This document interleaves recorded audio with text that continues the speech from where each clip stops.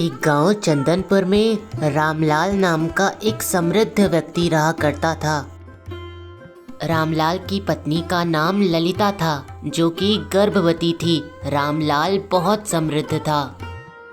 रामलाल का शहर में एक पाठशाला भी था, जिसे उसकी सगी बहन हेमलता चलाती थी।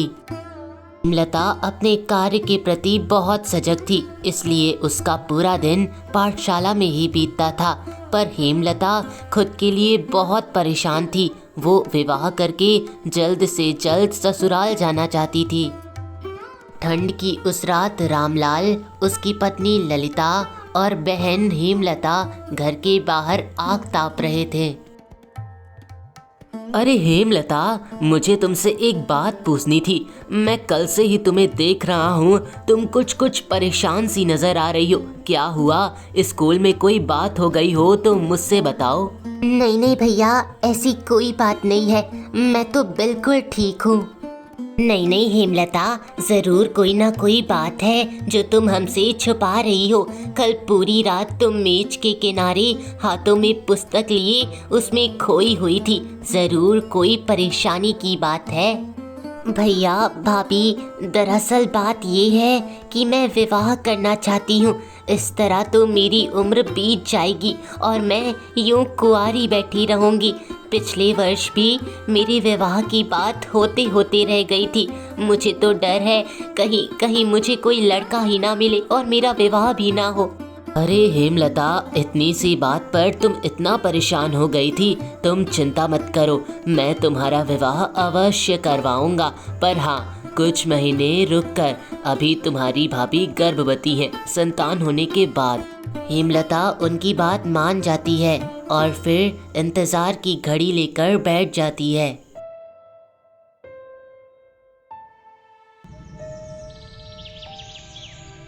इसी तरह कुछ महीने बीत जाते हैं और ललिता एक पुत्री को जन्म देती है। रामलाल अपने गांव वाले मकान के बाहर अपने कुछ परिचित लोगों से बातें कर रहा था। अरे भाई रामलाल जी, हमें तो आपकी बहन हेमलता बहुत पसंद है। मेरे बेटे के साथ उसका विवाह होगा तो दोनों खुश रहेंगे। मेरा बेटा भी एक इंजीनियर है। अरे स्वयं प्रकाश जी, आप लोग बिल्कुल चिंता मत करिए। मेरी तरफ से तो हाँ ही है। मेरी बहन अगर जाएगी तो केवल और केवल आप लोगों के घर ही जाएगी और बहुत खुशियाँ लेकर आएगी। रामलाल की तरफ से हाँ सुनकर वे लोग बहुत खुश होते हैं। हाँ, पर मैं एक चीज़ चाहूँगा कि मेरी बहन हेमलता विवाह के बाद भी स्कूल के प्रति अपनी जिम्मेदारियों को निभाए। उसे ये कार्य करना पसंद है और दूसरी बात, वो एक स्वतंत्र महिला है। अरे रामलाल जी, आप लोग चिंता मत करिए। हम लोग अपनी होने वाली बहू को कभी भी बांध कर नहीं रखेंगे। वो जब जो कार्य करना चाहे वो कर सकती है, हमेशा आज़ाद रहेगी। इसी बीच रामलाल की नौकरानी शालिनी वहाँ पर आती है। अरे मालिक, खुशखबरी है, मालकिन ने पुत्री को जन्म दिया है। ये खबर सुनकर रामलाल बहुत खुश होता है। अरे रामलाल भाई, तुमको बहुत बहुत बधाई। तुम्हारे घर में तो स्वयं लक्ष्मी ने जन्म दिया है। आज तो तुम बहुत अधिक प्रसन्न होगे। आपका बहुत बहुत धन्यवाद स्वयं प्रकाश जी। आज मैं सच में बहुत खुश हूँ। मैं कितने वर्षों से अपने संतान का इंतज़ार कर रहा था। आज ये खुशी रुकने वाली नहीं है। मैं इस गांव में बहुत बड़ा आयोजन करूँगा। यहाँ शालिनी ये खबर हेमलता तक भी पहुँचाती है। हेमलता इस खबर को सुनकर बहुत प्रसन्न होती है। अरे वाह शालिनी, तुमने तो बहुत बड़ी खुशखबरी दी है। मैं कब से अपने होने वाले भतीजे या भांजी का इंतज़ार कर रही थी। अब इसके कारण मेरा विवाह भी हो सकेगा। ऐसे ही कुछ दिन बीत जाते हैं। रामलाल की पत्नी और उसकी बेटी दोनों अब घर पर आ चुके थे।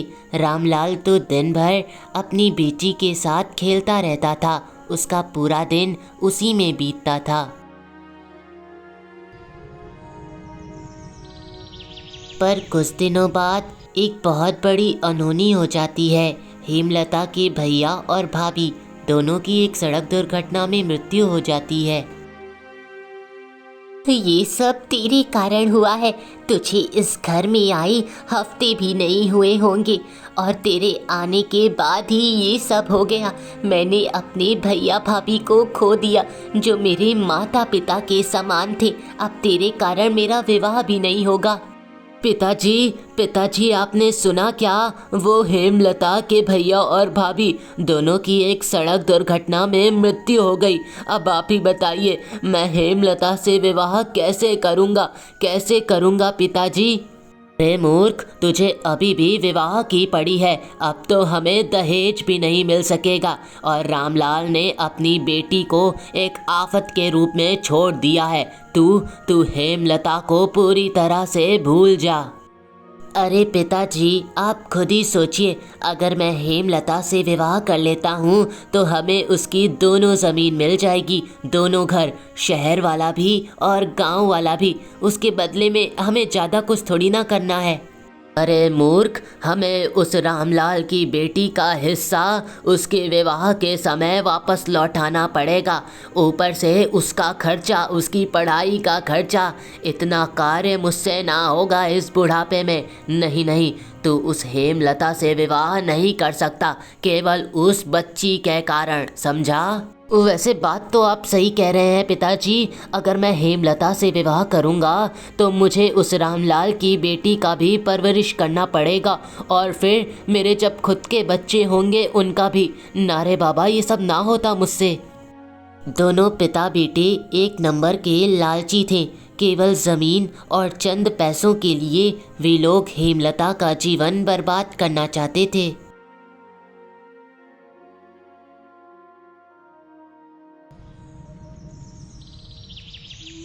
धीरे धीरे 20 वर्ष बीत जाते हैं।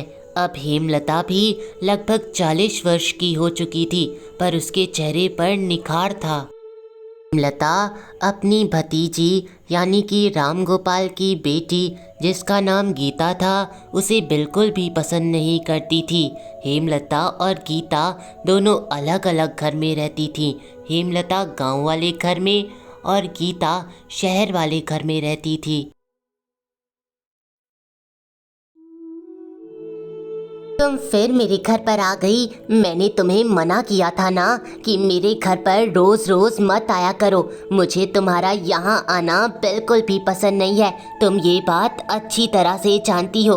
फिर भी तुम रोज़ रोज़ कोई ना कोई बहाना लेकर मेरे घर आ जाती हो। नहीं बुआ, मैं कोई बहाना लेकर नहीं आई हूँ। मुझे बहुत ज़रूरत थी, इसलिए मैं यहाँ पर आई हूँ।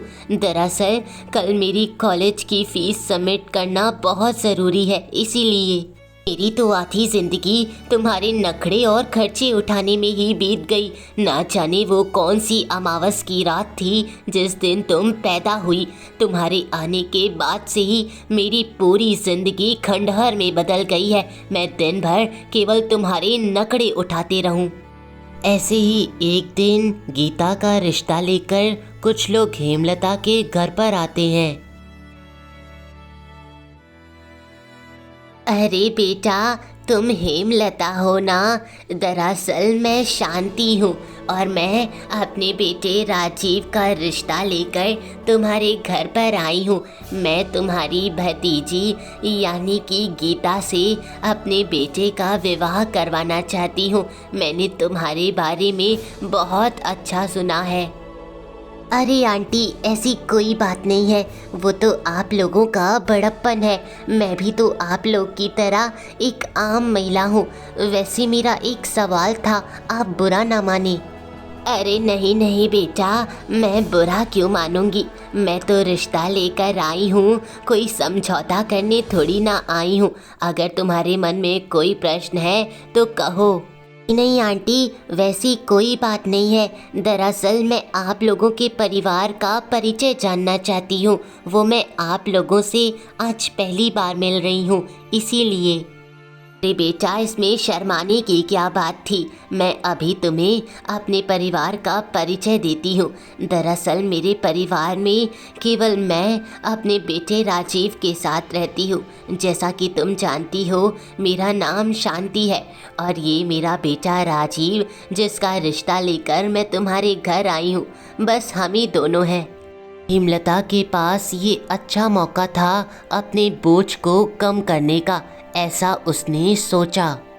वैसे बात तो ठीक है, अगर मैं गीता का विवाह इनके परिवार में करवा दूंगी तो मेरा बोझ अभी से ही खत्म हो जाएगा। अरे बेटा, इतना सोचने की ज़रूरत नहीं है। हमारा भी एक बड़ा मकान है। तुम्हारी भतीजी हमारे घर में बहुत खुशियों से रहेगी, समझी? नहीं नहीं आंटी, मेरी तरफ से तो बिल्कुल हाँ है। मैं तो अब अपनी भतीजी की विवाह के बारे में सोच रही थी। बहुत बड़ा आयोजन करना पड़ेगा उसके लिए। से ही समय बीत जाता है। कुछ वर्षों तक तो सब कुछ ठीक चल रहा था, पर जैसे ही गीता के पति और उसके सास को पता चलता है कि गीता कभी माँ नहीं बन सकती है, तब जाकर उन दोनों का असली चेहरा गीता के सामने आता है। गीता की सास उस पे क्रोधित होकर बोलती है, अरे बहू, तूने आखिरकार अपना असली रूप दिखा दिया। तुझे हम इस घर में इसीलिए लेकर आए थे कि तू हमारे घर को खुशियों से भर दे। इस घर में एक संतान आए, यानी कि मेरा पोता या पोती। पर तू तो मेरी ये इच्छा पूरी ही नहीं कर सकती। एक नंबर की चुड़ैल है तू। जी, ये सब तो ईश्वर के हाथों में होता है। भला मैं इसमें क्या कर सकती हूँ? और आप मुझसे इस तरह कैसे बातें कर सकती हैं? मैं इस घर की बहू हूँ। आपके बेटे ने मुझसे विवाह करके मुझ पर कोई उपकार नहीं किया है। गीता, तुम मेरी माँ से इस तरह बातें नहीं कर सकती हो। और वो गलत ही क्या कह रही हैं, वो बिल्कुल ठीक कह रही हैं। आखिरकार उनकी इतनी ही तो इच्छा थी कि वो बुढ़ापे में अपने पोता या पोती के साथ खेल सकें, पर तुम वो भी नहीं कर सकती। जाने दे बेटा, इसे समझाने का कोई फ़ायदा नहीं है। और मैं तो तेरा दूसरा विवाह करवा दूंगा। तेरी दूसरी पत्नी ही मुझे पोता या पोती का सुख दे सकेगी। और इसे मैं इस घर में केवल एक नौकरानी की तरह रखूंगी, नौकरानी की तरह, समझी? अपने कहे अनुसार शांति देवी अपने बेटे राजीव का विवाह एक दूसरी लड़की से करवा देती है। कुछ दिनों तक तो सब कुछ ठीक चल रहा था। नई बहू गीता के साथ बहुत अच्छा व्यवहार कर रही थी।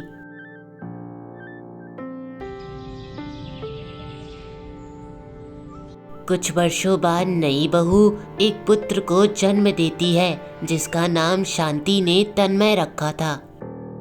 आखिरकार छोटी बहू ने मेरा सपना पूरा कर ही दिया। अब मैं अपनी बची उम्र अपने पोते के साथ बिताऊंगी। दिन भर बस इसके साथ खेलूंगी। इसीलिए मैंने इसका नाम तन्मय रखा है। कितना प्यारा नाम है। ऐसे ही एक दिन की बात है। गीता अपने सास से कहती है, माँ जी, मैंने किचन का सारा काम कर दिया है। अब मैं शहर जा रही हूँ। दरअसल आज मेरी बचपन की सहेली विदेश से वापस आ रही है। मैं उससे मिलने जा रही हूँ। उसने मुझे रात के खाने पर भी बुलाया है। अगर तू चली जाएगी तो घर का बाकी का काम कौन करेगा? और तू आज रात डिनर पर जाने वाली है और फिर रात का खाना कौन बनाएगा? नहीं नहीं, छोटी बहू बिस्तर से नहीं हिलेगी। उसने अभी अभी पुत्र को जन्म दिया है। अभी कहाँ माँ जी, इस बात को तो 2 महीने हो गए हैं। और इस घर में तो नौकरानी भी है। आज रात का खाना आप नौकरानी से ही बनवा लीजिए। मेरा अपनी सहेली से मिलना बहुत ज़रूरी है, बहुत ज़रूरी। अच्छा, तो अब सहेली से मिलना इतना ज़रूरी हो गया है कि तू अपने सास की बात टाल रही है। नहीं नहीं, मैं तुझे इस घर से एक कदम भी बाहर नहीं रखने दूंगी। ये मत भूल गीता, इस घर में तू केवल एक नौकरानी के पद पर रहती है। गीता जब भी नई बहू के बच्चे के पास जाती थी तब नई बहू उस पर बहुत क्रोधित हो जाती थी। पहले ऐसा नहीं होता था। अरे दीदी कृपया करके आप मेरे बेटे के पास मत आइए। मैं नहीं चाहती हूँ कि आप जैसी औरत मेरे बेटे के पास आए। और वैसे भी माँ जी ने भी मना किया है कि गीता की आत्मा इस बच्चे के पास ना भटके। ये क्या रीना, आखिरकार तुम ऐसे कब से हो गई? पहले तो ऐसा कभी नहीं हुआ। इतना अंधविश्वास, मुझे लगता है माँ जी के साथ रहते रहते इनकी छाया तुम्हारे ऊपर पड़ गई है और इनकी बोली अब तुम्हारे अंदर आ गई है। ये सब अंधविश्वास है। हाँ, मैं हूँ अंधविश्वासी क्योंकि मैं एक माँ हूँ और अपने बच्चे की सुरक्षा के लिए मैं किसी भी नियम का पालन कर सकती हूँ। उसे किसी भी तरह का आँच नहीं आने दे सकती हूँ। आपको समझना है तो समझिए। अगर ऐसी बात है तो मुझे भी तुम्हारे बच्चे के पास आने का कोई शौक नहीं है। तुम लोगों को अपने मन में जो भी अंधविश्वास और भ्रम रखना है उसे अपने पास ही रखो। अब से मैं भी तुम्हारे बेटे के पास नहीं आऊँगी और ना ही तुम लोगों के लिए कोई खाना बनाऊँगी। ऐसे ही एक दिन अचानक राजीव और उसकी पत्नी रीनू की एक सड़क दुर्घटना में मृत्यु हो जाती है। तेरे कारण मेरे बेटे की मृत्यु हो गई। तू एक नंबर की अपशगुनी है। जब से इस घर में आई है कुछ ना कुछ बुरा ही हो रहा है। तू अभी तुरंत इस घर से निकल जा और मेरे मरने तक इस घर में और इस गांव में कभी दोबारा नजर मत आना। समझी गीता? अभी दफा हो जाओ यहाँ से। ये आप क्या कह रही हैं माँ जी? आखिरकार मैं इस घर को छोड़कर कहाँ जाऊँगी? अब तो ये परिवार ही मेरा घर बन चुका है। मैं जानती हूँ आप सदमे में हैं। आपने अपने बेटे को खोया है पर मैंने भी तो अपने पति को खोया। आग लगाने के बाद कहती है कि ये घर तेरा है। अरे तूने तो अपने माता पिता को भी नहीं छोड़ा था। इसी तरह उनकी भी मृत्यु हो गई थी। इस बात से स्पष्ट होता है कि तू एक बुरा साया है। तेरा इस घर में रहना मेरे पोते के लिए और मेरे लिए बिल्कुल भी अच्छा नहीं है। इसी तरह 15-16 वर्ष बीत जाते हैं। अब शांति देवी का पोता जिसका नाम तन्मय था वो भी बड़ा हो चुका था। कमाई का साधन शांति देवी की वो थोड़ी सी तनख्वाह थी जिससे तन्मय की पढ़ाई लिखाई और घर का राशन चलता था। गीता अब अकेले ही अपने पिता द्वारा दिए गए उस शहर वाले घर में रहती थी, अपने परिवार से कोसों दूर। हे भगवान, आपने मुझे इतना अकेलापन आखिरकार क्यों दिया? मेरा जीवन तो कोयले के भांति है। कोई भी मेरे नज़दीक नहीं आता है। आखिरकार मेरे जीवन में इतनी कठिनाइयाँ और परेशानी और अकेलापन आपने क्यों दिया भगवान? आखिरकार मेरी गलती क्या थी? क्या गलती थी? वर्षों पहले गीता अपने बुआ के साथ रहने ही उनके घर पर गई थी, पर वहां पहुंचकर उसे अपनी नौकरानी से पता चलता है। अरे गीता दीदी, आप यहाँ? इतने वर्षों बाद आपको देख रही हूँ। मेरी माँ शालिनी भी आपकी बातें बहुत करती थी। आज शादी के बाद पहली बार आपको देख रही हूँ। अब तो हेमलता दीदी भी यहाँ पर नहीं रहती हैं, वो विदेश चली गई हैं। गीता की बुआ हेमलता अब अपना सारा ज़मीन, घर और स्कूल बेचकर विदेश चली गई थी। जैसा कि अध्याय 1 में हमने देखा था, तन्मय का दोस्त चंदू जादुई कलश चोरी करने उसके घर में घुस जाता है। कमरे में पहुंचकर चंदू देखता है कि तन्मय आराम से सो रहा था और जादुई कलश उसके सिर के पास था। अच्छा, तो ये है वो जादुई कलश। अब मैं इसे अपने घर पर लेकर जाऊंगा और इस जादुई कलश की मदद से मैं अपनी खेती बहुत अच्छी करूंगा और देखते ही देखते बहुत अमीर बन जाऊंगा। जादुई तरबूज की खेती होगी, मज़ा आ जाएगा। फिर चंदू उस जादुई कलश को लेकर वहाँ से चला जाता है।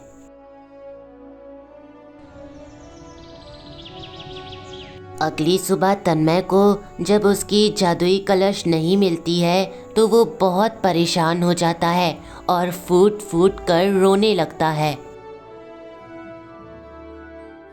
यहाँ चंदू और उसके पिता उस जादुई कलश को देखकर बहुत खुश होते हैं।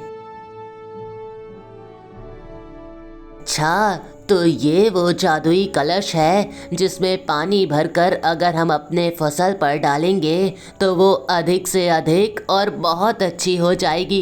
इसीलिए मैंने अपने खेतों में बीज भी डलवा दिया है तरबूज का।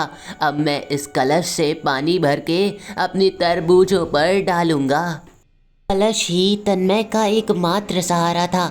उसे डर लगने लगा कि अब बिना कलश के वो गीता का उधार कैसे चुकाएगा।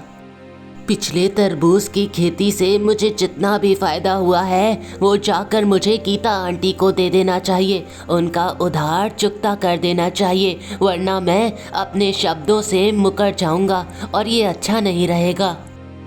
फिर पैसे लेकर तन्मय गीता के घर पर पहुंचता है।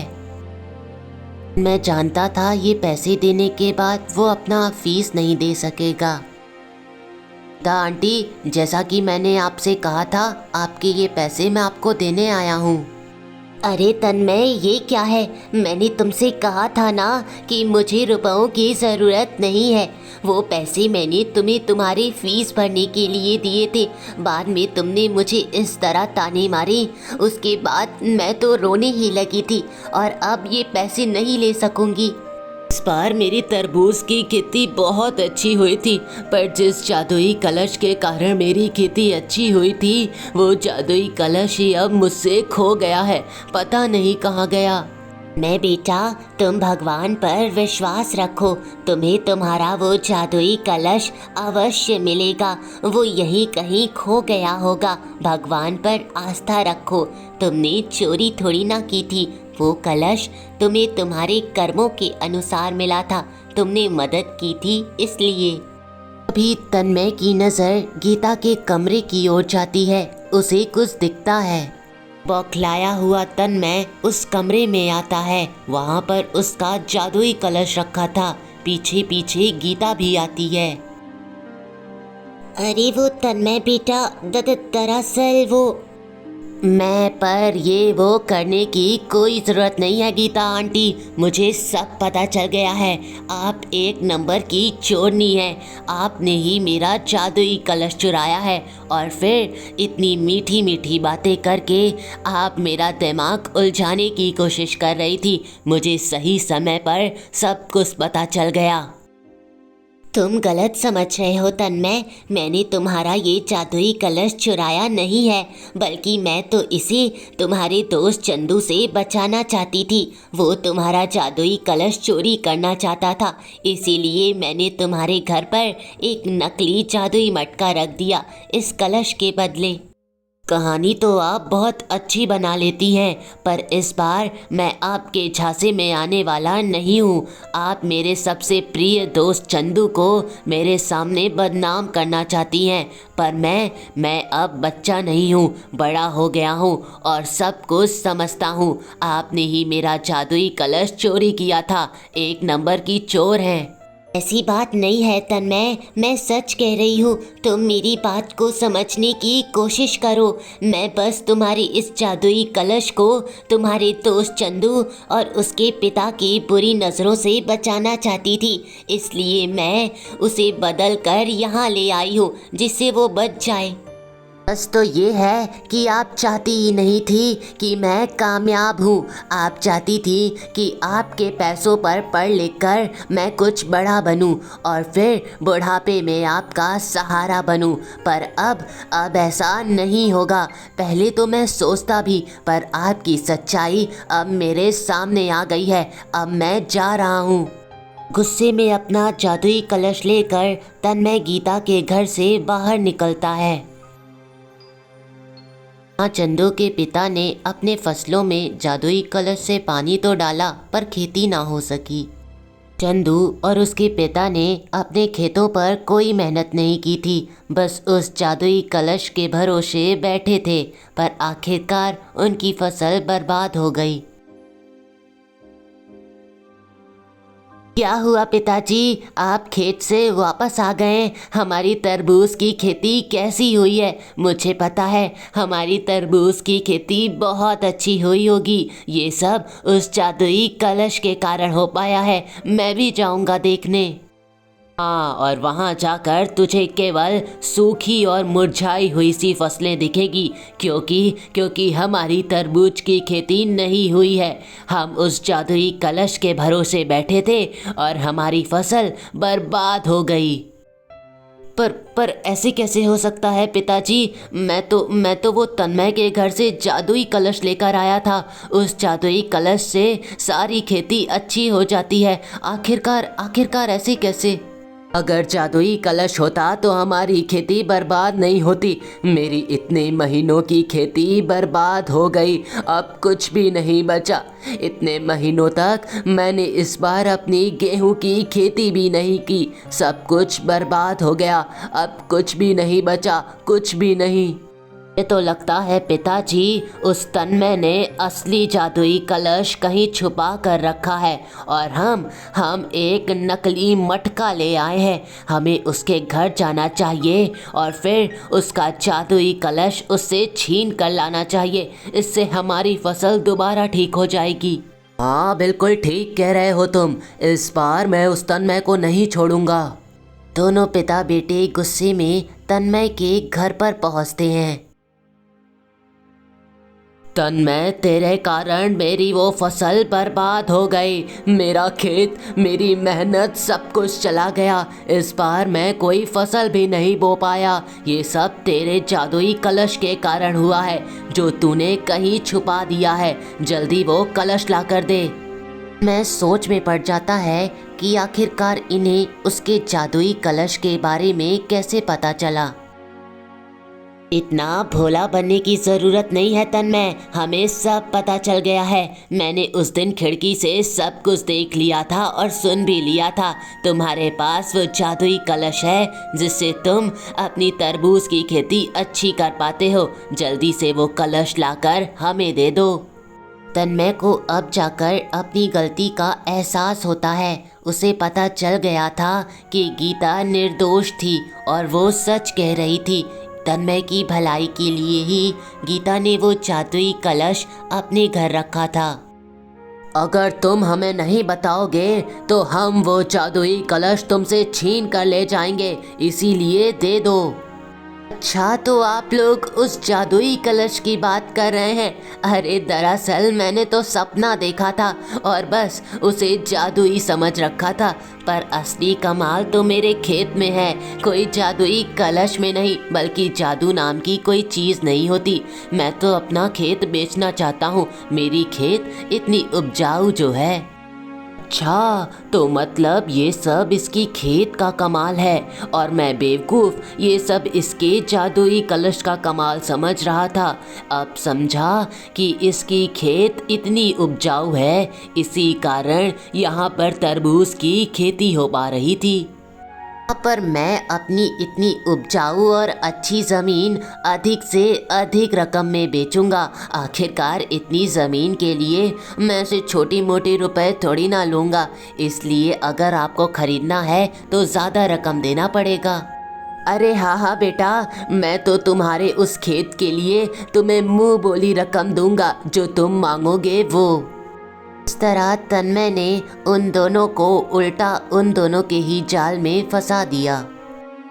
पर चंदू, मुझे एक चीज समझ नहीं आई। तुम मेरे इतने अच्छे दोस्त हो, फिर भी तुमने वो जादुई कलश चुराने की सोची। अगर ऐसी कोई चीज़ होती तो मैं वो तुम्हारे मांगने पर ही दे देता, इस तरह चोरी नहीं करनी पड़ती।